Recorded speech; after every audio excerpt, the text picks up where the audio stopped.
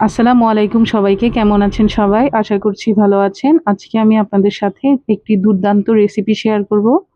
আজকের রেসিপিটি খুবই সিম্পল বাট অনেক মজাদার একটা রেসিপি। আজকে আমি তৈরি করব পুঁইশাক, আলু এবং শুটকি দিয়ে একটা মজাদার রেসিপি। তাহলে চলুন শুরু করি। এখানে পুঁইশাকগুলোকে ধুয়ে পরিষ্কার করে বড় বড় টুকরো করে কাটা হয়েছে। আর এইদিকে আলুগুলোকে ভাজির মতো করে মোটা মোটা করে কাটা হয়েছে। আর এদিকে নিয়ে নেওয়া হলো রসুন কুচি, পেঁয়াজ কুচি আর কাঁচামরিচ ফালি। তারপর চিংড়ি শুটকিগুলোকে খুব ভালো করে ধুয়ে পরিষ্কার করে রাখা হয়েছে।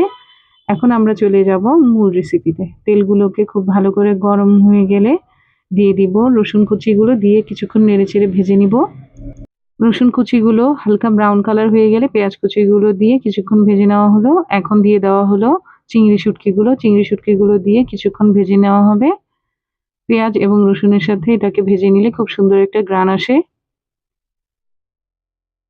এই যে দেখুন, নেড়েচেড়ে এগুলোকে খুব ভালোভাবে ভেজে নেওয়া হচ্ছে। তারপর এখানে সামান্য পানি দিয়ে দেওয়া হলো। তারপর পানিটা ফুটে আসলে এর মধ্যে দিয়ে দেওয়া হলো মরিচের গুঁড়া 1 চা চামচ, দিয়ে দেওয়া হলো হলুদের গুঁড়া 1 চা চামচ। এরপর দিয়ে দেওয়া হচ্ছে লবণ স্বাদ মতো।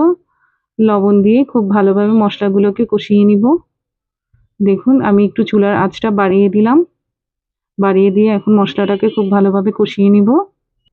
তেলগুলো উপরে ভেসে আসা পর্যন্ত মশলাগুলোকে কষিয়ে নিতে হবে খুব ভালোভাবে। দেখুন, ঢাকনা দিয়ে ঢেকে রেখে আমি খুব ভালোভাবে মশলাগুলোকে কষিয়ে নিচ্ছি। তেলটা উপরের দিকে ভেসে এসেছে। এখন আমি আলুগুলোকে দিয়ে দিব। দিয়ে খুব ভালোভাবে নেড়েচেড়ে আমি মিশিয়ে নিব মশলার সাথে।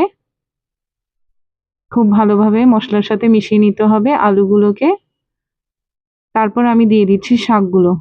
সবগুলো শাক কড়াইতে একসাথে দেওয়া যাচ্ছিল না, সেজন্য অল্প কিছু শাক দিয়ে আমি ঢেকে দিলাম।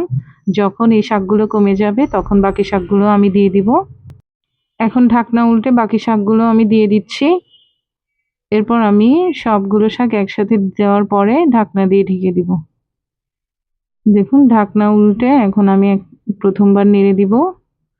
অনেকটা শাক কমে গেছে, দেখতেই পাচ্ছেন। সবকিছুকে একসাথে মশলার সাথে নেড়েচেড়ে মিশিয়ে নিতে হবে। ঢাকনা দিয়ে ঢেকে প্রায় 10 মিনিটের মতো আমি এগুলোকে রান্না করে নেব। দেখুন, ঢাকনা দিয়ে ঢেকে 10 মিনিট রান্না করার পর দেখুন আলু এবং শাক খুব ভালো সেদ্ধ হয়েছে। আমি আপনাদেরকে চেক করে দেখিয়ে দিচ্ছি আলু কতটা সেদ্ধ হয়েছে। দেখুন, হাত দিয়ে চাপ দিয়ে দেখিয়ে দিচ্ছি, খুব ভালো করে সেদ্ধ হয়েছে আলুগুলো।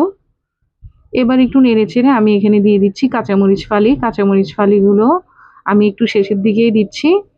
আমরা একটু ঝাল কম খাই, সেজন্য শেষের দিকে দিলে ঝালটা একটু কম ছড়ায়, ব্যালেন্সে থাকে ঝালটা।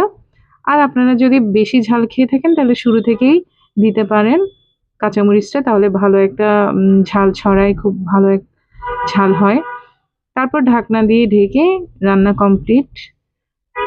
কাঁচামরিচগুলো ভালো করে সেদ্ধ হয়ে গেছে। এখন আমি তুলে নেব। দেখুন, একটু ঢাকনা দিয়ে ঢেকে দিচ্ছি। প্রায় 2 মিনিট পরে আমি তুলে ফেলবো এগুলোকে। তুলে একটা সার্ভিং ডিশে আমি ঢেলে নিচ্ছি।